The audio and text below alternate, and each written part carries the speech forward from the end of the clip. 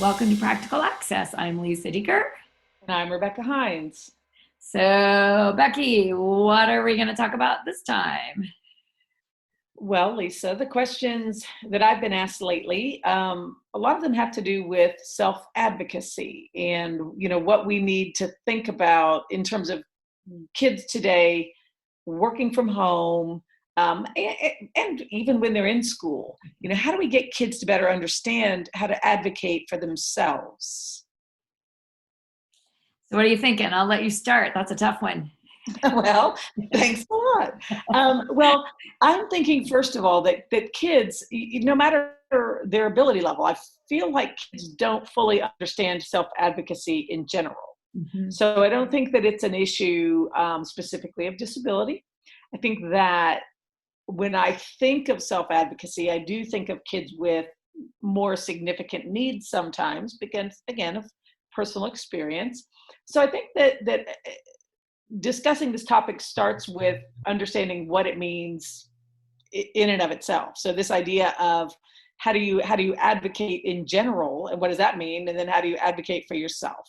So I think the first thing that I would say is that as teachers, getting kids to start making decisions, and even as parents, getting kids to start making decisions is the first step. So maybe rethinking what kids can make safe decisions about. So you mentioned in the last episode this idea of giving kids choice and giving them choice on assignments and stuff, but maybe it's choices one step further than that. Even maybe it is a choice of, what, I'm not a great speller, so I'm going to choose to turn this in audio, but adding that layer of language. So it's not just that I'm making the choice, that I fully understand to myself why I'm doing it that way. So for teachers, I think if we can start layering, and I'm not saying to have kids disclose that, but if I'm a teacher of a student with an IEP in particular, I do want them to start thinking about what kind of tools, what options do they have, and why are they choosing what they are? Yeah, and I'm gonna go parent on this one. If you had met my son in third grade, mandatorily retained in the state of Florida, you would have projected maybe, and you hung out with me at that time, Becky, maybe a high school diploma if we got lucky, community college if we did really well. Well, we went way beyond that, but I do think one of the things that we are missing for kids, wherever online or face-to-face, is this natural discussion about disability. I think we talk about race, class, gender, even poverty, and don't think it's taboo. But if we talk about Tourette's or a learning disability, it's like, this kid has that. And again, I don't think we should be talking, but I think the kids should. And I think if I did anything right, my husband and I very early on had Josh talk a lot about his Tourette's. And today he's an ambassador for the Tourette Syndrome Association because he's comfortable in talking about it. So whatever level a kid is comfortable, and not everybody is my son. My son has great social skills and he's very outgoing. Some other kids wouldn't be as comfortable, but whatever level the kid is comfortable, I think sharing some aspect of the IEP. Look, this information says you are a rock star mathematician. Spelling, you might want to count on Siri, and you might want somebody to proofread even after Siri has done it, because you don't know which word is which with a T and without a T, So I think it's that level of understanding yourself that I think is the beginning of self-advocacy. How do you do that online? Well, I think it starts by having those conversations. But again, is that conversation with, this is an opportunity with the parent and the student together. Could we have a conversation about the IEP together? And I think my favorite thing I've ever seen in a school do is the students not only led their own IEP conferences, they actually had 3 slides. Here's what I'm good at. And I love the fact, I think to advocate, you got to know what you're good at. I think we often come from a deficit model and I think a strength model. The second thing they said is, this is what I need help with. And then I love the third slide. Here's what I want you people to put on my plan. And I think reminding ourselves this isn't a plan for educators or for parents, it's a plan for the kid sitting online. And I think that's what we have to help articulate in whatever manner the family is comfortable with and the child is comfortable with and that the child can understand, or the young adult. Thoughts? Yeah, well, I think you're exactly right. In those conversations, we, even in the online environment, when we have those moments, is a lot of the special ed teachers that I've been talking to, working with, they are still having these small goal setting, talking to kids individually via, any number of web-based chats. And really, this is the chance to do that. What supports do you need? Why? How are we going to communicate that to your teacher? Have you asked your teacher for this? And having some really specific discussions. Kids do need to start learning to ask for supports.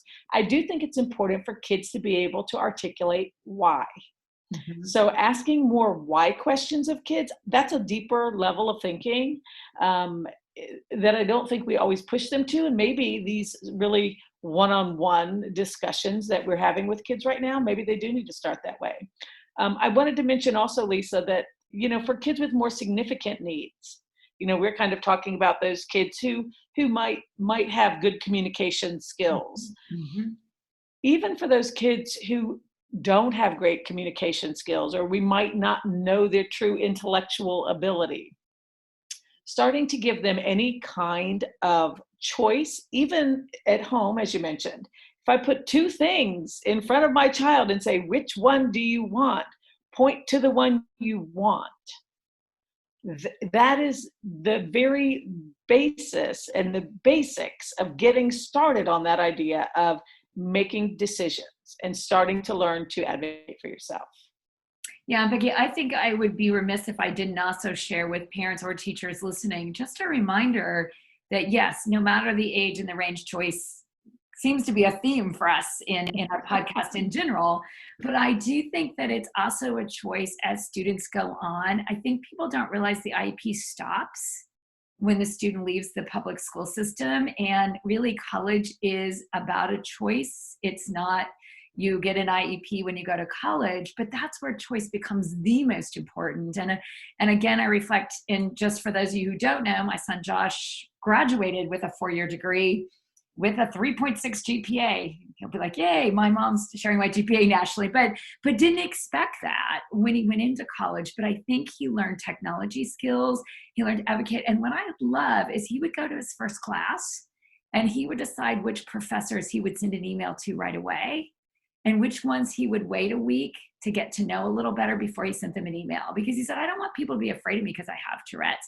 But he wrote the letter, he sent the email. Yes, of course, I had to edit it because he spells creatively is all I will say. But the fact that he made that decision instead of his mother called the university to talk to the disabilities office, that's what I think we forget. If our kids are going to be independent, in whatever level they're capable of being independent, it has to come from them, whether it's what I'm going to eat, if I have significant disabilities, to whether I'm going to let a professor know about my disability, whether I'm going to go to college.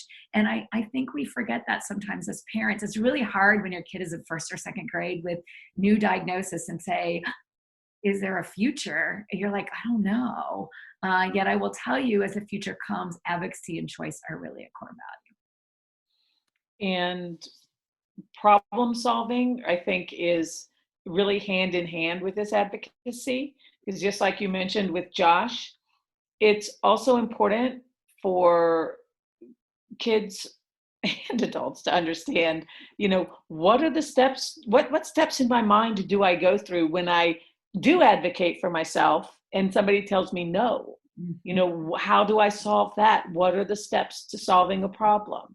I think we do have to get back to really teaching the steps of problem solving to kids, but especially reinforcing it for those kids who may be in a position that they're having to advocate for themselves on the job later, in college, as you mentioned, or just even within the family sometimes. Do they know what to do when they hit that first hurdle? Yeah, I just have to share a great laugh there. So I got the call, Mom, my rights have been violated. This has happened from third grade forward. That's the danger of giving your kid advocacy skills. And I won't say what level this was at, but was denied extra time on his final in a writing exam. And I said, so what are you going to do about it? He goes, well, I'm going to go back to the strategies I know. He's a big lover of poetry, thanks to some training he received from someone's dissertation. And so he said, I'm going to use poetry and I'm not going to do extra. And I got out and I said, what'd you write about? He said I wrote about being discriminated against and not being allowed to use my accommodations on my final. He was like, "Not an A," but I thought, you know what? Now that is true self-advocacy. You didn't give it to me. Now I'm going to tell you why. So, again, I think the world is not fair. And yet what fair means is everybody gets what he or she needs when they need it. For some reason that he didn't get it, but he found a way to adjust and pivot. And I think that's what self-advocacy is too, is that you fight, but at some point you just say, it's not worth the fight. I got to move on and do what I need to do. And I think you and I both have seen that throughout our lives. Well, we've lived that throughout our lives and our career. Sometimes you run into a hurdle that turns out to be a wall, but most of the time it's a true hurdle that you can actually get over, and helping kids to learn, again, to approach that positively, making sure we have, again, while you're at home with your kids, put them in a position to have to solve a problem. Mm-hmm. That is what self-advocacy is. It's helping to be a part of that problem-solving experience. So I'm going to end my last thought here is, I also think we talked about kids' strengths. I do think there's a reality check that kids need sometimes too, about what are you good at and what are you not good at. So again, I'll go back to Josh. He'll love this podcast. I'll have to send him this one specifically, but he can't get out of bed. And so he actually got a job working the night shift. It's perfect because you don't have to get out of bed to work the night shift. But even during school, we tried different timers, different alarm clocks. I had one, Becky, that rolled off the bed and he had to chase it around there. It didn't matter. I ended up chasing the stinking alarm clock.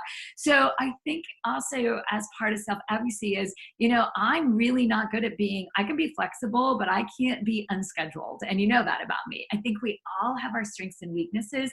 And I don't think self-advocacy is only about knowing your strengths, but it's understanding how to mitigate those weaknesses to make everybody around you not want to choke you or be upset with you. And to realize you have a voice, whether physically or metaphorically. We all have a voice. Figuring out how to find it and use it, whether it's verbally, whether it's non-verbally, but in a productive way is key. All right. Well, thank you for joining us for Practical Access. You can send us your questions on Twitter @AccessPractical.